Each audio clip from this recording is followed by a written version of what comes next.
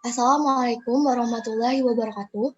Kami dari kelompok Sandbox Team dengan anggota Yasin Alfi Yahya NPM 140 2019 131, Aprilia Nur Azizah NPM 140 2019 111, Muhammad Rofi NPM 140 2019 076, Nata Tasya Hanifah NPM 140 2019 130, dan Faisal Ahmad Santosa NPM 140 2019 137.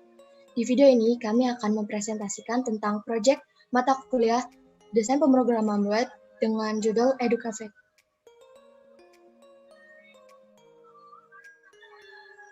Apa itu EduCafe? EduCafe merupakan sebuah website yang bertujuan untuk memberikan edukasi kesehatan tentang COVID-19 serta pencegahannya. EduCovid menyediakan berbagai fitur terkait COVID-19, seperti tips pencegahan dan penularan COVID-19, data dan statistik COVID-19 di Indonesia, kontak darurat pelayanan COVID-19, kuis seputar COVID-19, manage and pendataan penyebaran COVID-19. Kami menggunakan beberapa teknologi atau bahasa untuk membangun web EduCovid, seperti HTML, CSS, JavaScript, SQL, dan PHP. Framework yang digunakan pada proyek akhir ini, kelompok kami menggunakan framework Bootstrap versi 5.0, dan yang kedua kami menggunakan framework Ajax and jQuery. Selanjutnya ada database. Kami menggunakan database MySQL pada proyek akhir kami, di mana di database ini ada 5 tabel, yaitu tabel akun, tabel penyebaran COVID, tabel provinsi, tabel skor, dan tabel tipe akun. Di tabel akun, kami menyimpan beberapa kolom, ada tipe akun, ada nama, ada NIK, alamat, jenis kelamin, tanggal lahir, email, dan juga password. Email dan juga password akan digunakan untuk login, dan tipe akun akan digunakan untuk melihat pengunjung login sebagai apa. Gambar atas merupakan tabel tipe akun di mana terdapat 3 buah tipe akun, yaitu admin, COVID Ranger, dan juga pengunjung. Saat kita ingin membuat akun baru, kita dapat memilih ingin sebagai COVID Ranger ataupun pengunjung, tetapi admin kita tidak bisa memilih. Untuk yang gambar bawah merupakan tabel penyebaran COVID. Di sini terdapat ID, tanggal, provinsi, jumlah positif, jumlah sembuh, dan juga jumlah meninggal. Ini hanya bisa diakses oleh COVID Ranger. Selanjutnya di sini ada tabel provinsi. Di sini ada ID dan juga nama-nama provinsi. Selanjutnya. Sekarang kita masuk ke dalam tabel skor. Dalam tabel skor ada nama dan juga ada nilai.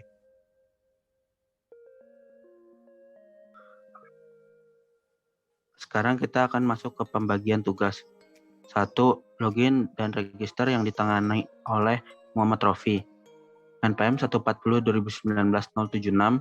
2. Kuis yang ditangani oleh Milata Tasya Hanifah NPM 140 2019 130. Ketiga, pendataan penyebaran yang ditangani oleh Yasin Alfi Yahya NPM 140 2019 131. Dan keempat, ada manage data yang ditangani oleh saya sendiri, Faisal Ahmad Santosa NPM 140 2019 137. Dan yang kelima, ada data dan statistik yang ditangani oleh Aprilia Nur Azizah NPM 140 2019 111. Sekarang kita akan masuk ke dalam website yang telah kita buat. Ini merupakan tampilan halaman pertama ketika kita membuka website EduCovid. Di sini kita harus login terlebih dahulu. Karena saya belum memiliki akun, maka saya akan daftar dengan mengklik daftar di sini.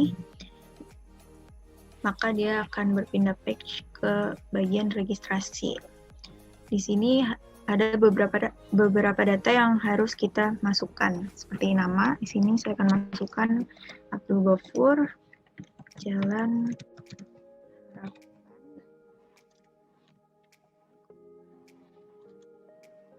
Kemudian nick-nya. Dan sini ada gender, saya ada laki-laki dan perempuan, di sini gendernya laki-laki. Kemudian registration type, sini terdapat COVID Ranger dan juga pengunjung. Di sini saya akan menjadi COVID Ranger. Date of birthday-nya.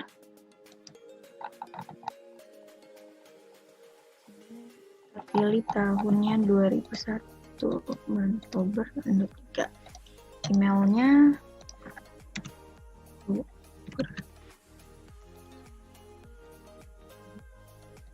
dan masukkan passwordnya.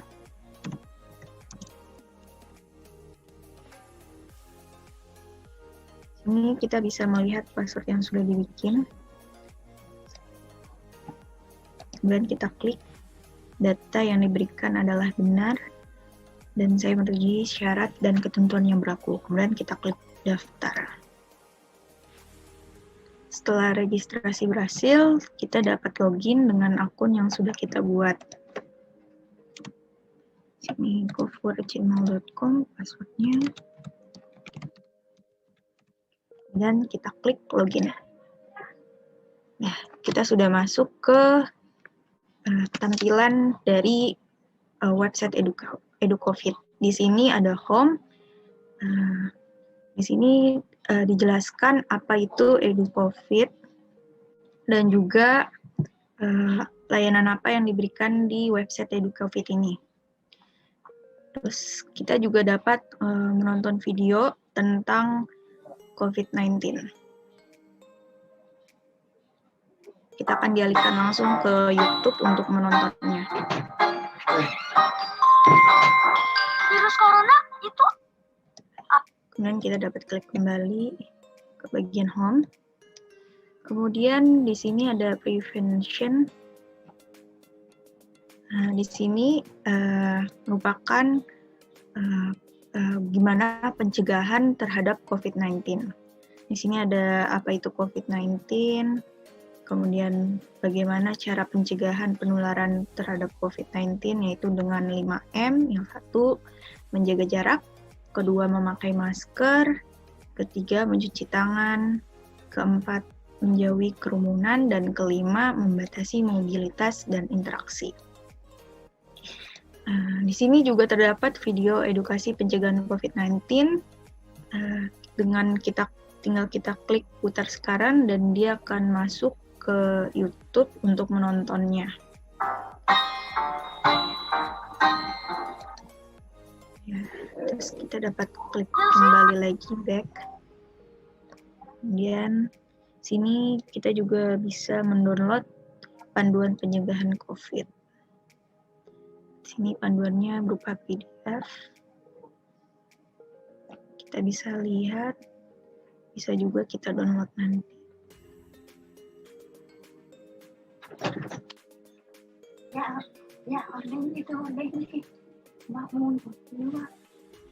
Nah, sini merupakan panduan untuk pencegahan penularan COVID-19. Kita bisa mendownloadnya di sini. Kemudian kita bisa kembali. Sekarang kita ada di fitur statistik. Di sini kita bisa melihat data dan statistik perkembangan COVID-19 di Indonesia. Ada 5 data terakhir penyebaran COVID-19 di provinsi seluruh Indonesia. Di sini sudah ada semua provinsi Indonesia sesuai yang ada. Di sini kita bisa melihat dengan contoh DKI Jakarta, terlihat kasus positif, kasus meninggal dunia,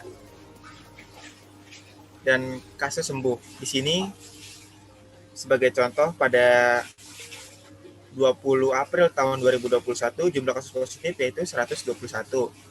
Di sini juga bisa kita lihat kasus meninggal di dunia pada DKI Jakarta tanggal 23 bulan 4 2021 yaitu dengan jumlah 26. Kasus sembuh pada tanggal 21 April 2021 yaitu 77. Kita juga bisa melihat lagi sebagai contoh, kita lihat di daerah Jawa Barat. Kasus positif pada tanggal 13 bulan 9 tahun 2020 yaitu 203. Kasus meninggal dunia di Jawa Barat pada tanggal 13 bulan 9 tahun 2020, yaitu 72. Dan di sini ada kasus sembuh pada tanggal 11 bulan 9 2020, yaitu 23. Sekarang kita sudah berada di fitur quiz, yaitu Education Quiz COVID-19, yang bertujuan untuk mengukur seberapa paham kita mengenai COVID-19. Di sini terdapat 2 button, yaitu mulai quiz yang digunakan jika kita ingin memulai mengerjakan quiz. Jika kita klik, maka akan muncul tentang peraturan quiz, yaitu kamu hanya memiliki waktu 15 detik untuk setiap pertanyaan. Sekali kamu memilih jawabanmu tidak bisa diubah lagi. Kamu tidak bisa memilih jawaban apapun setelah waktu habis. Kamu tidak bisa keluar dari kuis saat kamu sedang bermain. Dan yang terakhir, kamu akan mendapatkan poin sesuai dengan jumlah jawaban yang benar. Dan di sini terdapat 2 button, yaitu Exit Quiz dan Continue. Jika kita klik Exit Quiz, maka kita tidak bisa melanjutkan untuk mengerjakan quiz. Dan jika kita klik Continue, maka kita akan dibawa ke quiz. Nah, di sini kita sudah masuk ke soal quiz. Di sini ada time life, yaitu 15 detik per soal. Jika kita sudah menjawab, maka akan dan benar, maka akan ada warna hijau. Dan ketika kita sudah menjawab, kita tidak bisa menjawab kembali. Maksud, kita klik next untuk ke soal yang berikutnya.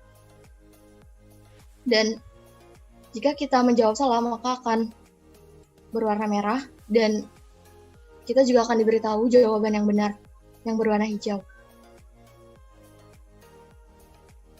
Apabila kita mengerjakan soal dan tetapi waktunya sudah habis dan kita belum menjawab, maka kita tidak bisa menjawab lagi.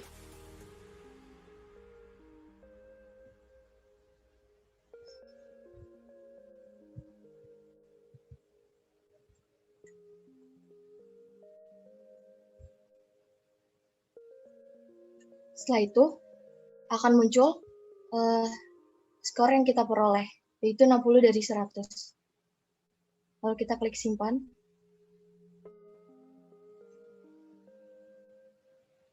Selanjutnya, di button papan skor, kita dapat melihat 5 skor tertinggi dari pengunjung yang sudah melakukan kuis.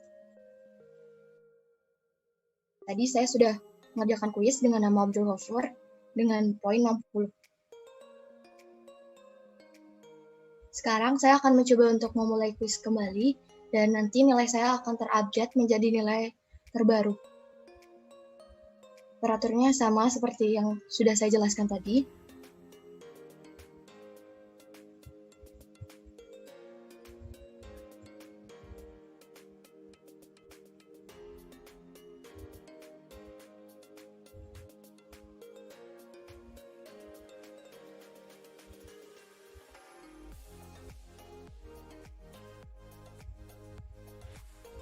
Kita klik papan skor untuk melihat update dari nilai kuis. Dan nilai kuis saya sudah terupdate, yang tadinya 60 menjadi 80. Sekarang kita sudah berada pada halaman pendataan, di mana pada halaman pendataan ini seorang COVID Ranger bisa membantu admin agar membantu melakukan pendataan penyebaran COVID-19 yang ada di berbagai provinsi Indonesia.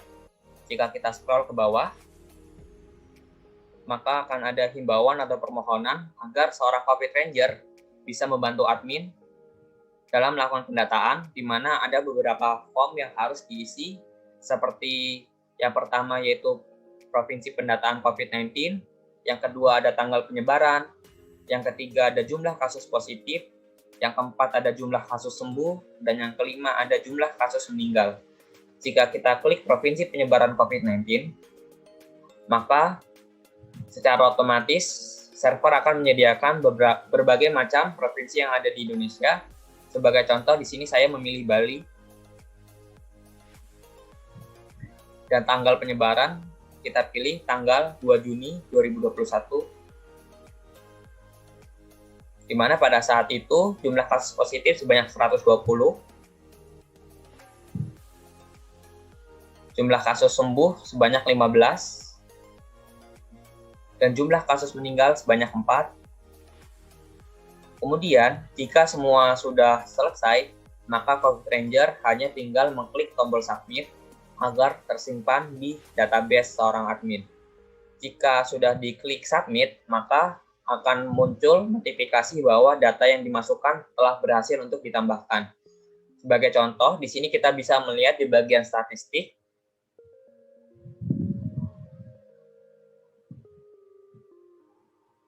kemudian kita pilih Provinsi Bali yang baru kita tambahkan tadi.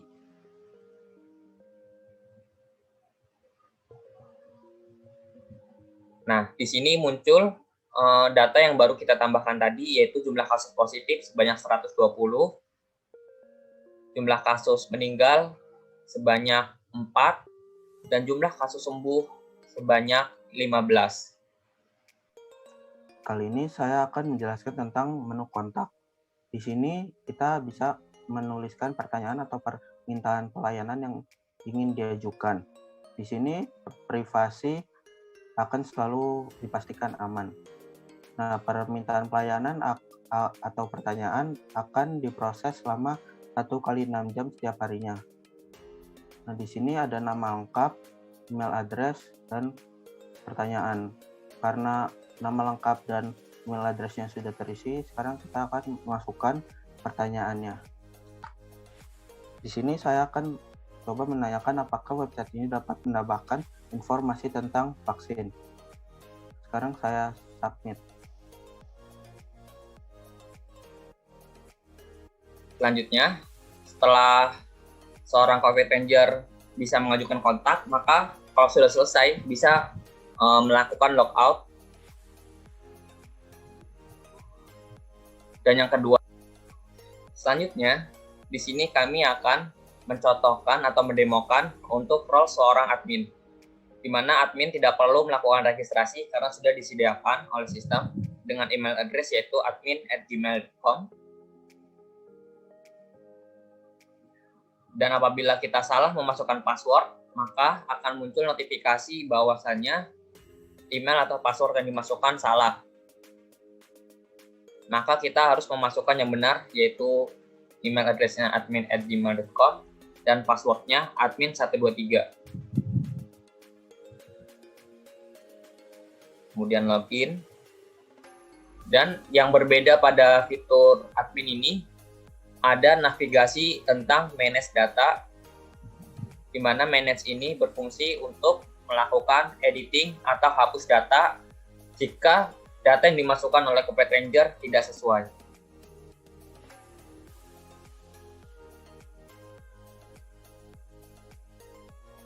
Hari ini kita akan menjelaskan tentang menu manage. Di menu manage ini kita akan bisa merubah data terkait perkembangan COVID-19 yang diisi oleh COVID Ranger. Misal kita akan mengubah data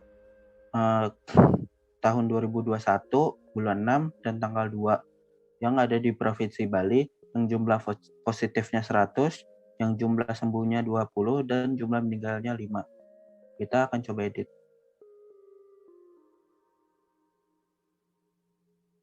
Sekarang kita coba edit tanggalnya menjadi tanggal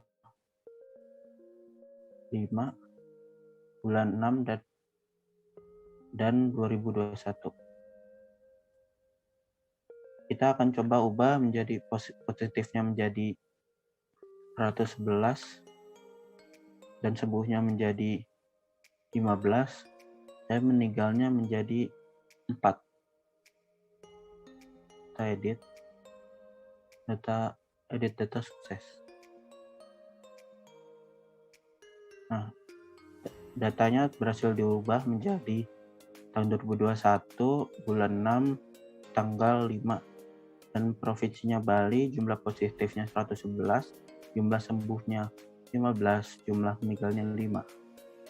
Sekarang kita akan mencoba untuk hapus data yang ada di sini.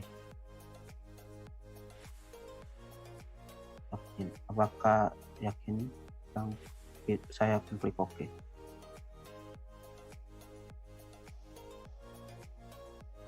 Nah, data yang tadi ada Provinsi Balinya telah terhapus.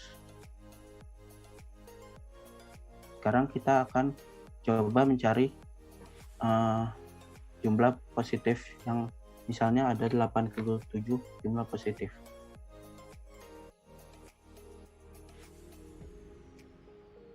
Maka akan tampil jumlah positifnya ada 87 orang. Sekarang saya akan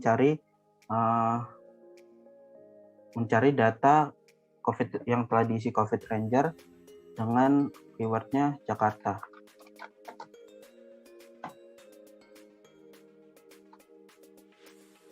Maka akan tertampil data yang ada di Provinsi DKI Jakarta. Sekian penjelasan tentang website EduCovid dari kelompok kami. Kurang lebihnya mohon maaf. Wassalamualaikum warahmatullahi wabarakatuh.